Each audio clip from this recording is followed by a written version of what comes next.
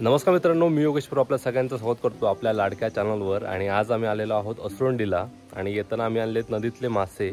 तर 2 वाळ्याच्या पात आणि मळवे आहेत, तर त्याची रेसिपी आज आम्ही तुम्हाला दाखवणार आहोत।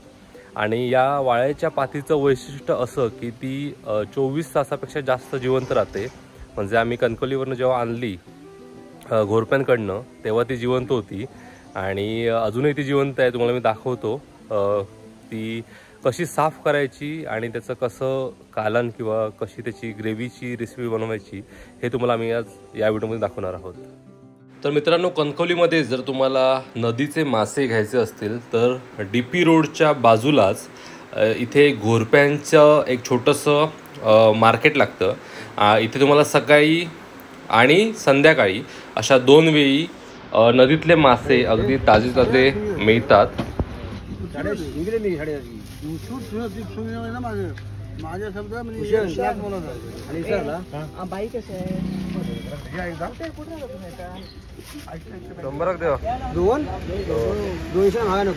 काय 200 गाडीचे भाव खूप गेले। 100 देवा देवतले अहो 200 भाव गेले जे नाही ते गेले। आता आम्ही काय मग हे मी संध्याकाळी की नाही तुझं हे देऊ मा। शेवटी आम्ही बऱ्याच वर्षांनी व्हिडिओ बनवण्यासाठी खास इथे 2 वाळ्याच्या पाती आणि मळवे हे मासे घेतले। हे बघा, हे जे जोन आहेत ते वाळ्याची पात आहे आणि बाकीचे ते मळवे। आता याच्यात पाणी टाकून आपण बघूया, ते अजूनही जिवंत आहे। बघा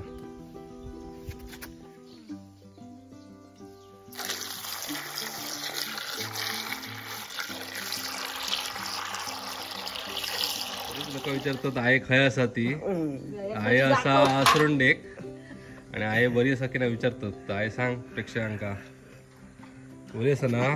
बरी असे एकदम। सर्दी झाली आहे एक वाईस, थंडा खाता आहे आमची। थंडा खावत नाही बाबा थंडा खाल्यामुळे ऐक जरा सर्दी झाली आहे।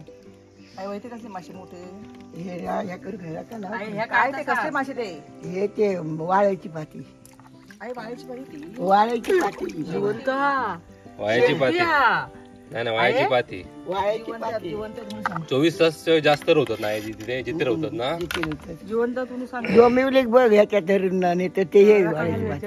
आणि एका साफ करूची पण एक वेगळी पद्धत असते ना। होय होय, साफ करूची। एका आता सांगू सांग रकेट टाकू होय नाही तर हातात न ह्या होतले बुळबुळीत बरा जाते वाळ्याची पाती। मग वर्षापूर्वी आम्ही खाल्लेलो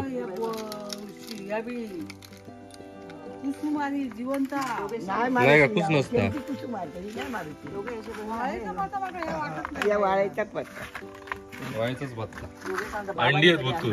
होय होय, ही बघा ही बुळबुळीत हा मास एकदम येऊ हातात धरलं तर सरकतो सुटलो तर उडी मारीत जाते म्हणून एका राख लावायची आणि नीट करायची। रक्का लावून ते का त्याचं बुळबुळीत पण घालवायचं या भुतूर अंडी आहेत ना गे। आता अंडीत लाव केले ते पाहिजे एका आता भुतूर काटो बिटो जास्त काय नसतं ना, एकच काढतो। हे बघा आता जितो मासवा हे बघा 24 तासापेक्षा जास्त जित्र होतं। 24 तास का पाण्यात ठेवलं तर आठवडं भर होती। ते पाण्याच्या बाहेर ना आम्ही आणतो जितेत मासे जिथे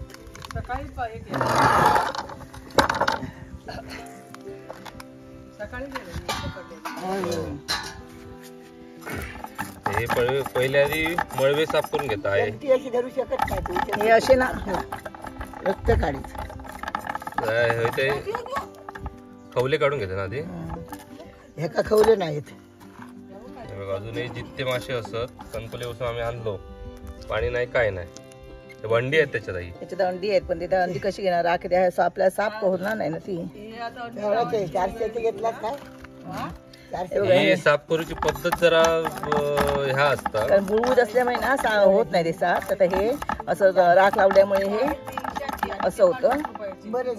हे पंख काढायचे हे पण आमका जशी पद्धत माहिती आहे तशा प्रकारे आम्ही दाखवू। बाकीच्या लोकांना अजूनही चांगली पद्धत माहिती असतात तर ती आमका कमेंट करून सांगा तुम्ही। बघा याच्या पोटातली अंडी बाहेर पडतात। असं टाकायचं फक्त. आता पावसाळा जवळ येत चाललाय, त्याच्यामुळे हे माशांच्या पोटात बघा अंडी आहेत ही. आणि जसा पहिला पाऊस पडतो तसे मळवे वरती जाऊन आपली अंडी लावतात. चढणीचे मासे म्हणतात त्याला. आता ह्या माशांना खरी चव असते कारण त्यांच्या पोटात अंडी असतात.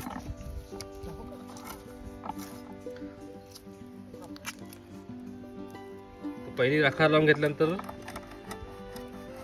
अर्ध्यावर कापते तो. अगदी सुरमई सारखे तुकडे असतात, मध्ये एक काटा असतो.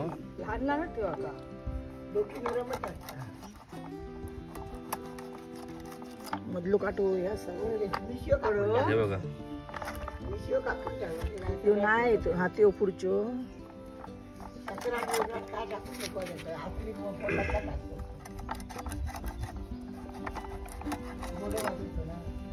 आम्ही पण बऱ्याच वर्षां करतो नदीच्या माशांचा प्रकार.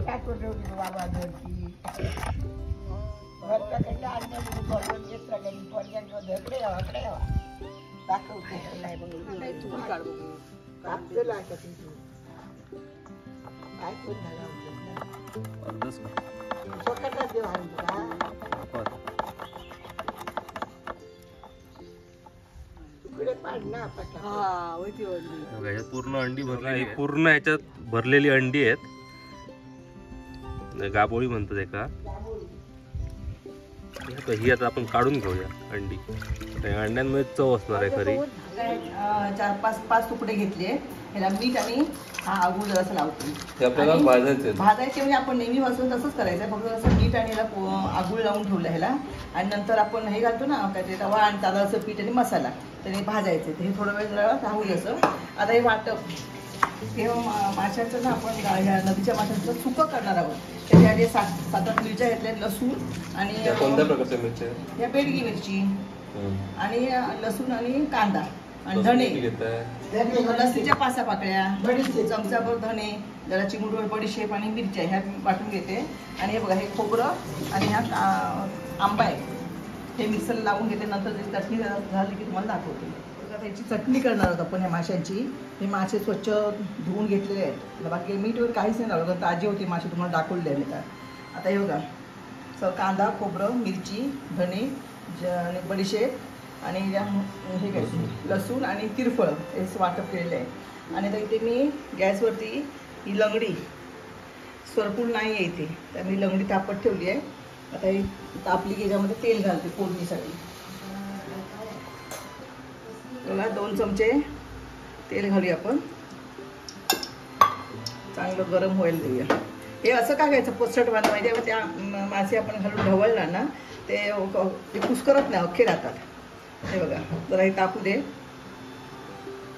आणि या हळदीची पानं त्याच्यामुळे मासे ना खूप छान लागतात. तेव्हा आणि एवढं तुम्हाला मी मागचं प्रत्येक व्हिडिओ सांगायची. पूर्वी आमच्याकडे जास्त खोबरं वापरलं जात नव्हतं.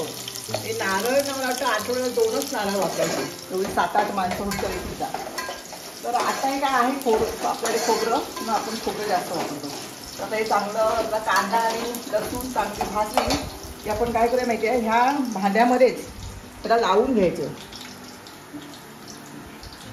वाटप आहे ना त्याचं चांगलं लावायचं.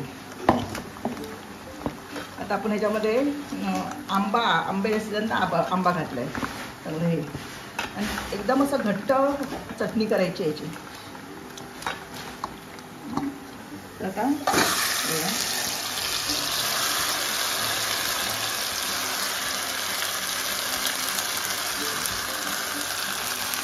आणि चमच्याने जास्त ढवळत राहायचं नाही का, ते मासे कुस्करतील म्हणून. तर काय करायचं मी तुम्हाला मागच्यावर पण दाखवलं होतं की आपण या फडक्याने हलवत राहायचं. फडक्याने टोप आहे ना हलवायचं. जर आता एकदा परतून घेते मी, गॅस कमी करते आणि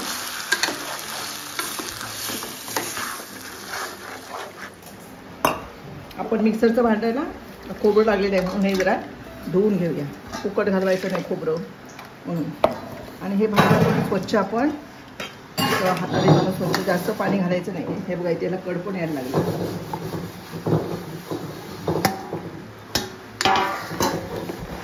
चांगलं अलगद असं अलगद सगळं घेऊया. आता याच्यामध्ये आपल्याला मीठ घालायचं. आपण मीठ अजिबातच घातलेलं नाही आहे. आता मीठ घालते मी चवीनुसार. त्याप्रमाणे मीठ घालायचं आहे. अजिबात आपण याच्यामध्ये मीठ घातलेलंच नाही आहे.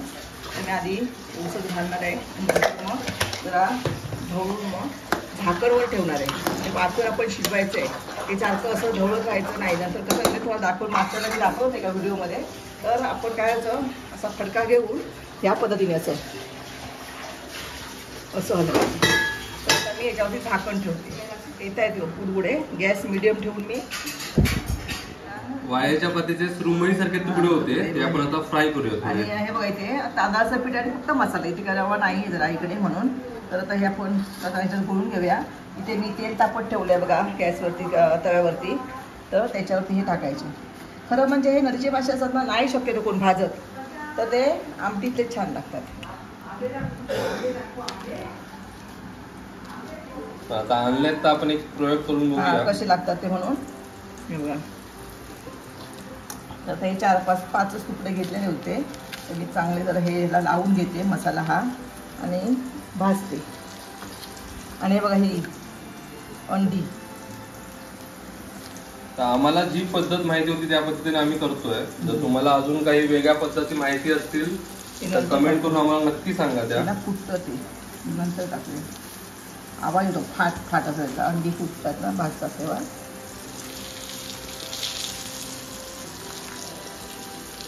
कारण प्रत्येक प्रदेशानुसार त्याची बनवण्याची आणि ना ज्या ठिकाणी नदी असते ना नदीच्या ठिकाणी लोकांना माशाचे वेगवेगळे प्रकार करायची माहिती असते. आमच्याकडे नदी नाही जवळ आहे.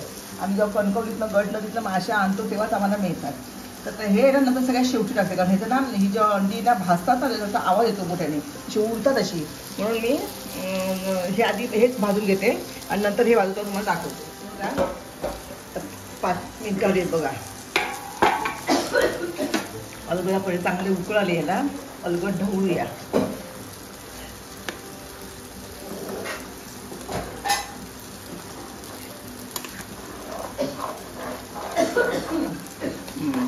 तर असं हे ढवळून घ्यायचं. आणि जर आणखी घट्ट होण्यासाठी आपण त्याची वाट बघूया. त्याला मीठ बघते लागलंय का. आणि हवं असलं मीठ आपण नंतर घालूया जरासं. आता आपली चटणी तयार झाली आहे. चांगलं असं मी आता हे झाकण ठेवून देते आणि गॅस बंद करते. हे बघा हे मासे पण तयार झाले भाजून. थोडा असं आता गॅस बंद करून हे गरम तवा आहे ना त्याच्यावरती आणखी जरा चांगले कुरकुरीत होतील. मग त्यात गरम तव्यावर ठेवून देते.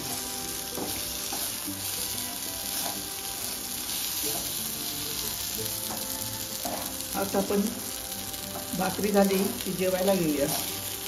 तोपर्यंत हे चांगलं जरा कुरकुरीत होतील मासे. गॅस बंद करून टाकते. छान घमघमीत स्वाद सुटलाय. याच्या हळदीचं पान असतं तर आणखीनच सुंदर लागलं असतं. नाही येतं हळदीचं पण काय करणार. बघा छान असा रंग पण आलाय त्याला. बरोबर भाकरी पिठी आणि हे माशाची चटणी. भात घालते. गरम गावठी नदीतल्या माशांचा कालवण आणि बाकी आता आई आपल्याला सांगतली कसा झाला. आता आई बघ